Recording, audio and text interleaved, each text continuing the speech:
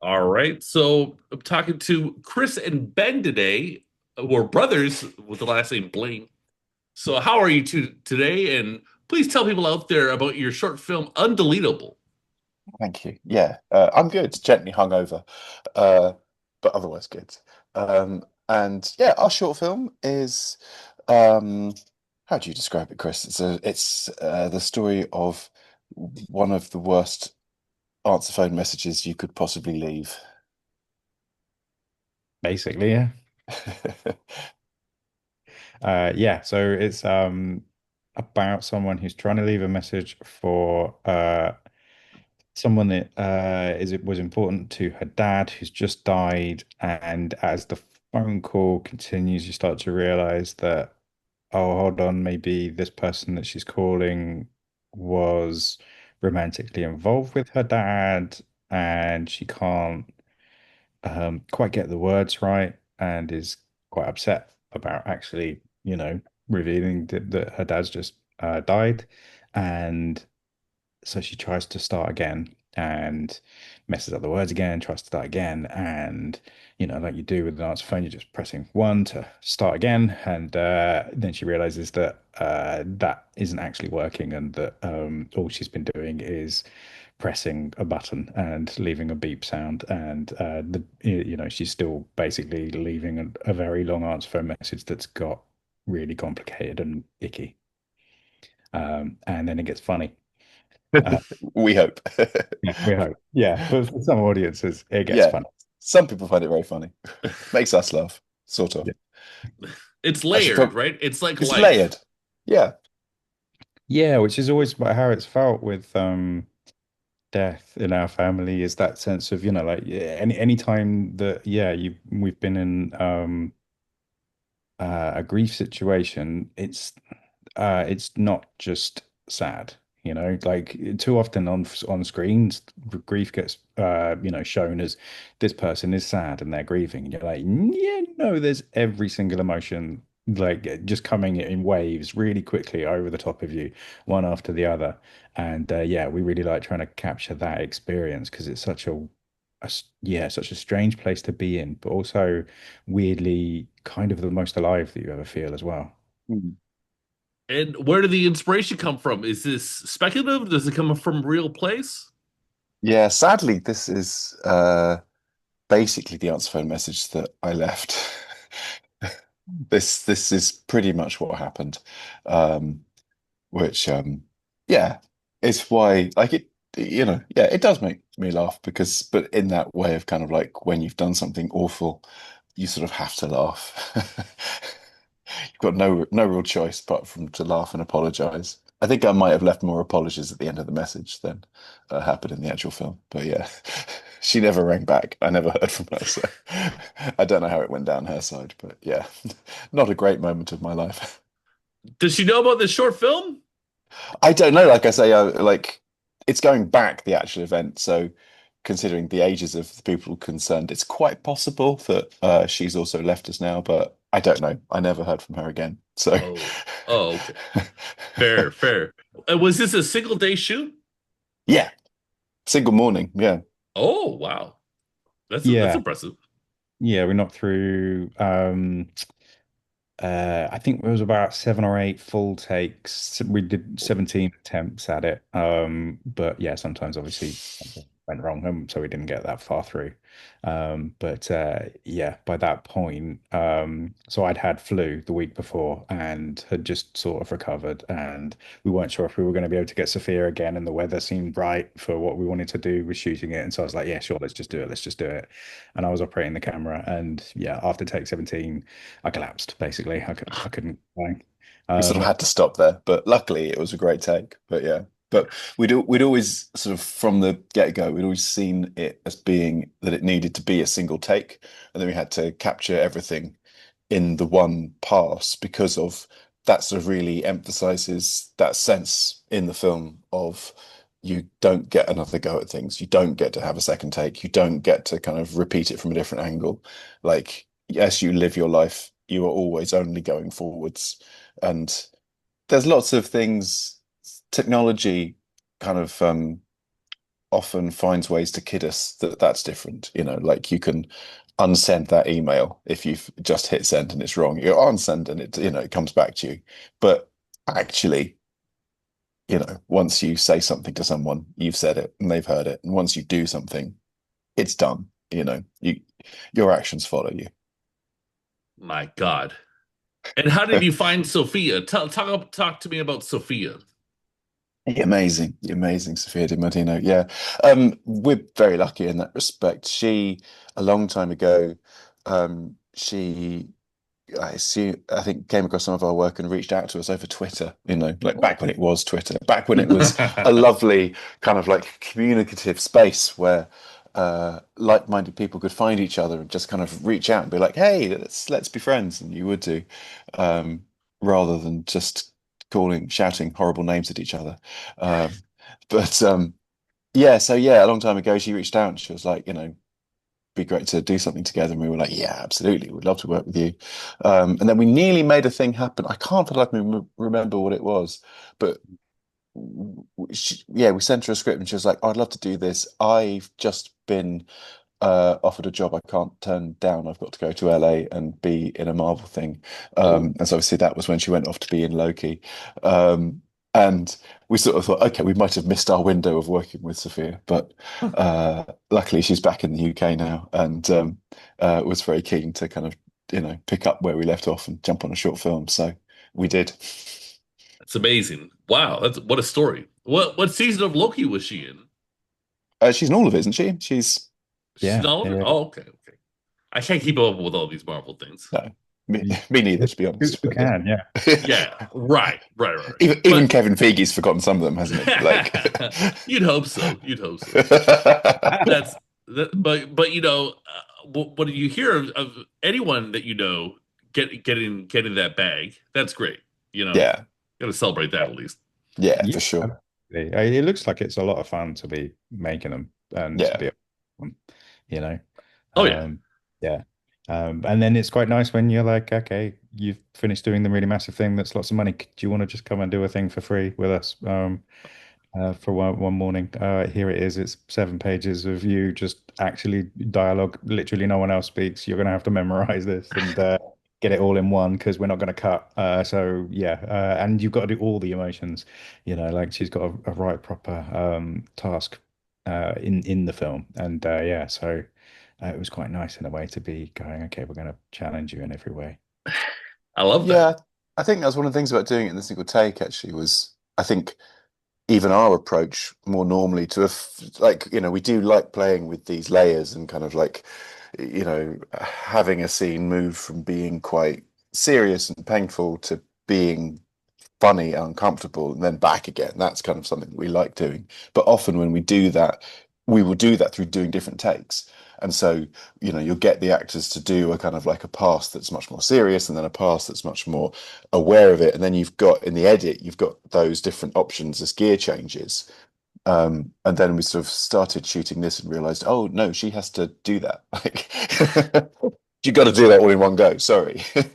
So Wow. yeah, that was a Was challenge. But was she exhausted by the end of the morning?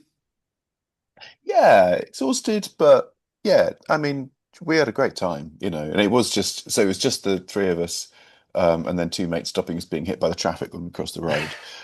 So I did the sound and Chris filmed it, and yeah, and then Sophia walked up the hill in front of us. So it was a very, very simple thing, but that was really nice because it meant that there was a real intensity between us, and there's a real kind of like collaborative thing between us, which is again always our preferred way of working. Very nice. And tell me about the fact that you two work with each other and your brothers. Do you kind of forget who came up with what? Do you finish each other's sentences? What's it like?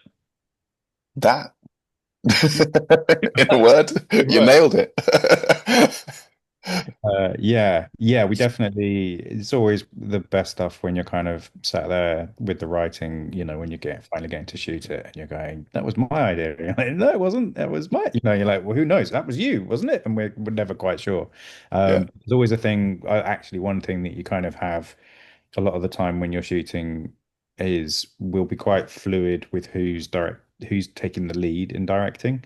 So we try not to do the two of us giving directions at the same time. So it'll be one person is the one talking to the actors, and the other one's going to whisper in their ear. But it will change from moment to moment who it is that's actually doing that, because it's like, oh, I've got the actual feeling of this is where it needs to go now.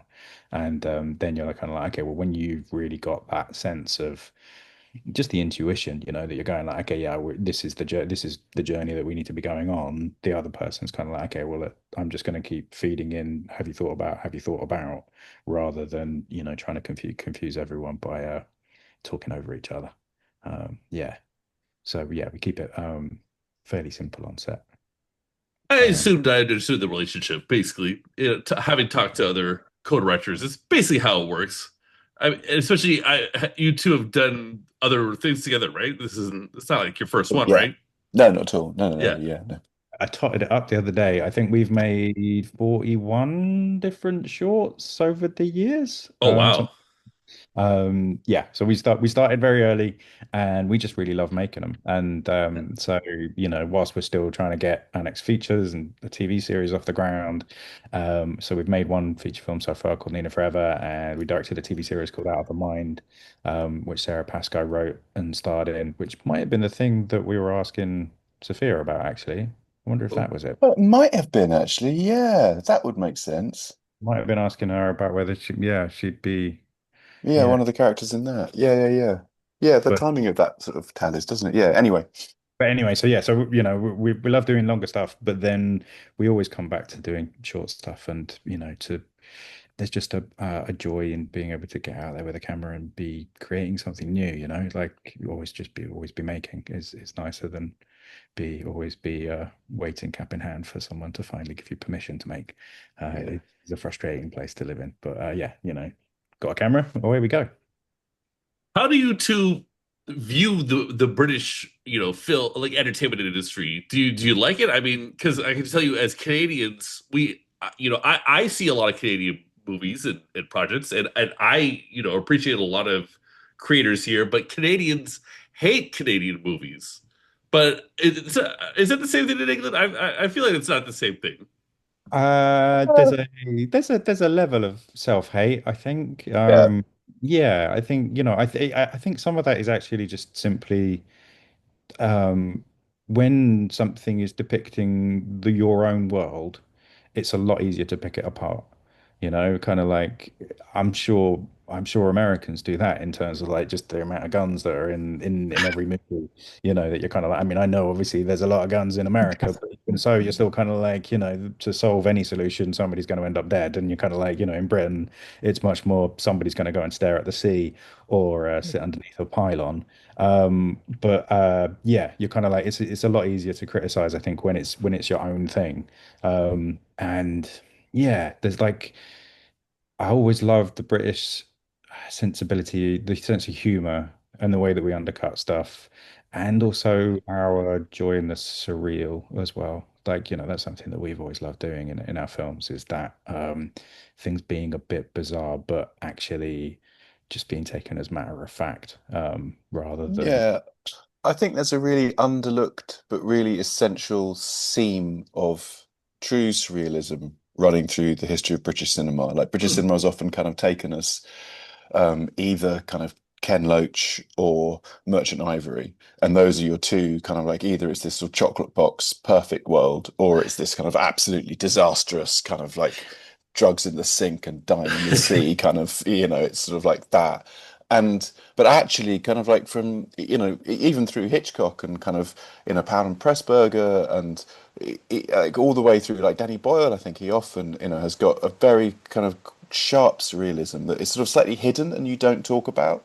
But like like Train Spotting, for all of its kind of drugs in the sink aspect to it, it's got some incredibly kind of surreal, beautiful, magical moments which are sort of justified in their magic because of the drugs, but they're really magic. It's like that's how it works. It sort of pours off the screen at you as this sort of like magical emotion that sort of seeps out. And I think that there's something in the kind of repression that is sort of inherent in British culture that then kind of enables this thing to come out, like in Powell and Pressburger or oh, what's his name? It is Oh Lucky Man and Lindsay Anderson. Lindsay Anderson, yeah, again, kind of like a real kind of like he's sort of people talk about Lindsay Anderson as this sort of bastion of sort of 1960s cinema, but his films are so surreal, so magical, and I think that's sort of like again, is something that we don't talk about enough, and I think that weirdly, I think if we did, we might be more comfortable with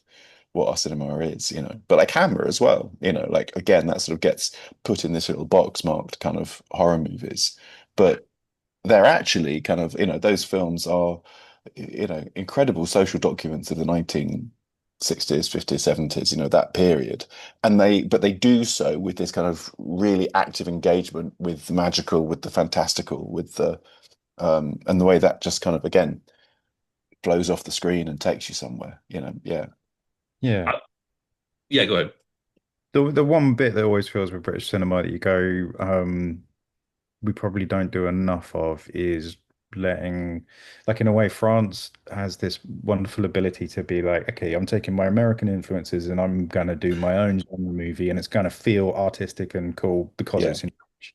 yeah, And Britain, we've got our own thing, which is we'll basically undercut any genre beautifully in our understated sarcasm. The way you're just like, okay, yeah, with this, we can't take this 100% serious, whatever this is, and we yeah. don't make those, and they're always really fun, and that sensibility works really well. And yeah, we could just do with doing a few more of them. Mm, I got to talk to Mike Lee last year at TIFF, and then started amazing. watching his movies. What can you say about Mike Lee? Is he important to you? Do you like him? Yeah, All, absolutely. All or Nothing is, I think, probably still one of the best things we've ever seen, and got to see it in Edinburgh for the film Yeah. festival. Ooh, And the print, I think, yeah, just seeing it in the cinema, it was like the cinematography and that feels like a Rembrandt painting from start Mm, to end. And we're still sat there. Actually, Danny Mays in it is, I think it's one of his first things that he does, and he is playing a, oh God, he seems like such a nasty piece of work who's really dangerous. He's got this scar across his face, and we've just got that imprinted in our minds. And I'd love to be getting to work with him to just go, mate, it's about time that you gave us danger again, because you really do have it. mm. And yeah, just amazing performances all the way through that. Yeah, that's back when oh God, Mrs. Harris Goes to Paris. What's her name? Leslie Manville. Leslie Manville. oh yeah. At that point, she's just basically like, doing one after the other Mike Lee films, and she's amazing in that. Mm, And yeah, really, really quite a performance. And yeah, so it's really nice to see her now being like, I can lead movies. And you're mm, like, yeah, yeah, you were back then. We just weren't actually pointing you out because it was all kind of like, yeah, here's Timothy Spall doing his thing. But she's amazing. I love it. And would you expand this short film somehow to make it a feature? We always have this kind of thing going on, I think, in the kind of films that feel right to us. We weirdly do end up writing about death quite a lot. And and yeah, technology as well, to be honest. Mm. The yeah, way and the yeah, go on, the mate. way that we kind of that technology kind of mediates the way that we communicate with each other, and the way that that is both seamless but not, that there's grit in there, that the way in which we talk to each other through technology, the technology does influence that and does affect that, and there is a kind of, as much as it brings you together, it does also keep you isolated.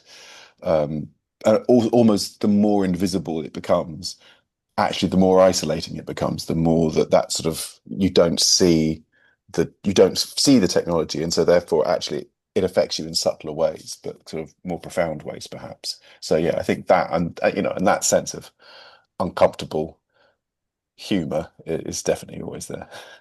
Yeah, I think with us, the stuff like one of our earlier short films was a thing where a man is wanting to send a letter, and it's called Crowd Scene for Existentialists, and so there's three people, and therefore it's too many people, and he's trying to send this letter, and at some point he has a conversation with the letterbox, and we just cut to the letterbox as if it is a character, and it felt so right, and we've done that so many times in stories where the blank space where someone should be is actually the most important part. And it feels like that's something we're always trying to capture. And I think that is part of the thing with technology as well. It's that sense of you're going, this is the bit that's not here, and there's this gap that just feels like your imagination immediately takes over with, Which with the is community.